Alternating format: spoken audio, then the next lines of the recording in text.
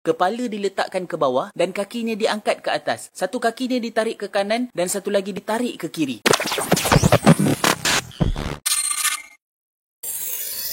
Bismillahirrahmanirrahim. Assalamualaikum warahmatullahi taala wabarakatuh. Apa khabar semua? Mudah-mudahan anda semua di dalam rahmat Allah Subhanahu wa taala. Insya-Allah pada video kali ini kita akan sambung kisah kemunculan Dajjal sambungan yang kelima, di mana saya akan ceritakan kepada anda semua tentang kisah seorang lelaki yang memalukan Dajjal. Bagi anda yang baru saja melihat video ataupun channel ini, macam biasa tekan butang di bawah supaya anda mendapat notifikasi video terbaru daripada saya. Baiklah, mari kita dengar kisah kemunculan Dajjal sambungan yang kelima. Kisah lelaki yang memalukan Dajjal. Penghujung hari-hari Dajjal, dia akan berusaha untuk memasuki Madinah Al-Munawwarah. Tetapi seperti apa yang telah kita sebutkan, dia ditegah daripada memasuki kota Madinah ini kerana para malaikat berada di sekeliling kota Madinah dengan pedang yang terhunus dan siap sedia memenggal leher Dajjal apabila dia cuba hendak memasukinya. Akhirnya Dajjal hanya akan mampu tinggal di luar kota Madinah di kawasan yang berbatu merah. Lalu bergegarlah kota Madinah 3 kali yang menyebabkan semua orang munafik lelaki dan perempuan akan keluar dari Madinah dan terus mengikuti Dajjal. Dan pada hari ini dinamakan Al-Khalash, artinya hari penapisan,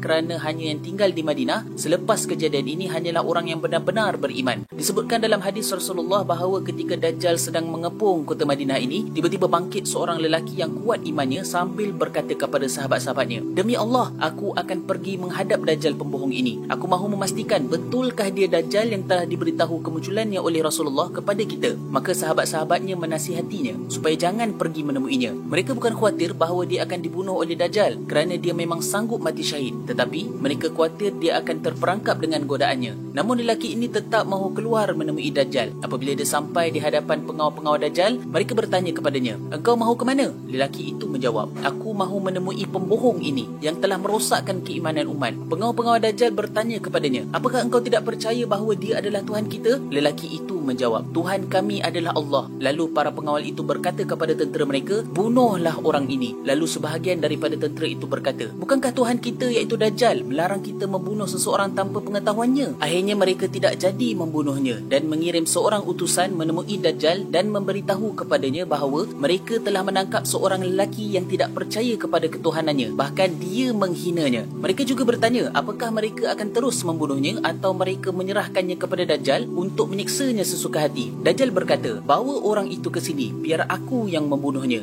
Mereka pun membawa lelaki tadi dan menghadapkannya kepada Dajjal. Apabila lelaki mukmin tadi sampai di hadapan Dajjal, dia pun mengenalinya menerusi sifat-sifat yang telah disebutkan oleh Rasulullah SAW. Lantas lelaki mukmin itu berkata, "Wahai sekalian manusia, inilah dia Dajjal, pembohong besar yang telah disebutkan oleh Rasulullah SAW." Mendengar ucapan itu, Dajjal naik marah dan terus sahaja menyuruh supaya lelaki itu disiapkan untuk dibunuh. Lalu Dajjal berkata kepadanya, "Engkau mesti patuh kepada perintahku, kalau tidak engkau akan kubelah dua." Lelaki mukmin itu menjawab, "Wahai sekalian manusia, inilah dia Dajjal, pembohong besar yang telah disebutkan oleh Rasulullah. Sesiapa yang patuh kepadanya akan dimasukkan ke dalam api neraka." Mendengar ucapan itu, Dajjal menyuruh supaya dia dipukul sekuat-kuatnya, lalu dipukul bahagian belakangnya dan juga bahagian perutnya. Setelah itu Dajjal berkata kepadanya, "Hendaklah engkau patuh kepadaku, kalau tidak engkau akan kubelah dua." Lelaki mukmin itu berkata lagi, "Engkau adalah Al-Masih Ad-Dajjal." Mendengar ucapan itu, Dajjal terus menyuruh tenteranya untuk membelah dua badan orang ini dengan gergaji. Lalu dibelah dua badannya dari kepala sampai ke cabang pahanya. Dalam riwayat lain disebutkan, lalu ditarik kedua-dua kakinya. Maksudnya, kepala diletakkan ke bawah dan kakinya diangkat ke atas. Satu kakinya ditarik ke kanan dan satu lagi ditarik ke kiri. Lalu digergajilah dari cabang pahanya sehingga sampai ke kepalanya. Apabila badannya sudah terbelah dua, lalu Dajjal melemparkan sebelah badannya ke kanan dan yang sebelah lagi di sebelah kiri. Setelah itu Dajjal mahu menunjukkan kehebatannya lagi. Lalu dia berjalan dengan sombongnya di antara kedua-dua belah badan lelaki mukmin tadi sambil berkata kepada para pengikutnya, "Apa kata kamu apabila aku hidupkan semua lelaki ini? Bukankah kamu telah mengetahui bahawa aku ini adalah Tuhan kamu?" Tentera Dajjal menjawab, "Ya, engkau Tuhan kami." Lalu Dajjal mengambil kedua-dua belahan badan lelaki mukmin tadi dan menyatukannya semula sambil berkata, "Hiduplah engkau semula." Lelaki mukmin tadi kelihatan bergerak-gerak dan akhirnya dihidup semula. manusia. Sama dengan keadaannya sebelum dibunuh oleh Dajjal. Para pendukung Dajjal apabila melihat kejadian ini, mereka jadi bertambah percaya kepada ketuhanannya dan mereka bertambah taat dan patuh kepadanya. Keyakinan mereka bertambah mantap dengan ketuhanannya. Seterusnya Dajjal berkata kepada lelaki mukmin yang dihidupkannya semula itu, "Apakah engkau masih tidak mahu beriman denganku?" Lelaki itu menjawab, "Sekarang aku bertambah yakin bahawa engkau adalah Dajjal pembohong besar dan engkau sudah tidak akan dapat membunuh sesiapa pun dari sekarang." Mendengar perkataan lelaki ini, Dajjal semakin berang dan cuba hendak membunuhnya untuk kali yang kedua. Dajjal berkata kepadanya, "Aku bersumpah engkau mesti patuh akan aku. Kalau tidak, engkau akan kusembelih lalu kulemparkan ke dalam api." Lelaki mukmin itu menjawab, "Demi Allah, aku tidak akan patuh kepadamu." Mendengar perkataan ini, Dajjal terus menangkap untuk menyembelihnya, tetapi Allah telah menjadikan di leher lelaki itu sejenis lapisan tembaga yang tebal. Maka Dajjal pun tidak dapat menyembelihnya. Dalam satu riwayat lain, Allah menjadikan seluruh badan lelaki ini dibalut dengan tembaga yang tebal sehingga badannya tidak dapat dilekai oleh apa jua senjata yang dimiliki oleh Dajjal. Dajjal menjadi panik berhadapan dengan lelaki mukmin ini. Maka akhirnya dilemparkan begitu sahaja ke dalam api yang ada bersama dengannya. Orang yang hadir menyangka lelaki mukmin ini telah hangus di dalam api yang sangat bergelora itu. Tetapi sebenarnya ia hanya dilemparkan ke dalam syurga. Setelah menceritakan kejadian ini, Nabi bersabda, "Lelaki inilah yang paling hampir sekali kedudukannya denganku pada hari kiamat nanti dan dia akan diberikan pahala syahid yang besar sekali di sisi Allah." Setelah kejadian itu, Dajjal berasa tercabar kerana tidak dapat membunuh lelaki mukmin itu. Bahkan ada di kalangan pengikutnya yang mula meragui ketuhanannya. Bahkan lelaki mukmin telah berkata di khalayak ramai bahawa Dajjal itu tidak dapat membunuhnya dan mulai saat itulah dia tidak dapat membunuh sesiapa lagi. Dajjal menjadi malu dan kehebatannya semakin berkurang. Yang tinggal hanya saat itu adalah saat terakhir sebelum dia dibunuh oleh Nabi Isa alaihi salam. Lalu dia segera melarikan diri ke Baitul Maqdis untuk mencuba operasi baharu di sana pula. Baiklah, itu dia tadi kisah kemunculan Dajjal bahagian yang kelima, di mana kita dengar ataupun cerita berkenaan tentang seorang lelaki yang telah memalukan Dajjal. Semenjak daripada itu, Dajjal mula merasakan diri dia semakin kurang hebat. InsyaAllah pada pertemuan yang akan datang kita akan kongsikan berkenaan tentang zaman-zaman kejatuhan Dajjal. Bagi anda di luar sana, jangan lupa untuk sebarkan video ini supaya orang lain juga mendapat kefahaman yang sama. Dan jangan lupa tekan butang subscribe di bawah sebagai tanda sokongan anda pada channel ini. Abu Channel, wabillahi taufiq wal hidayah. Assalamualaikum warahmatullahi taala wabarakatuh.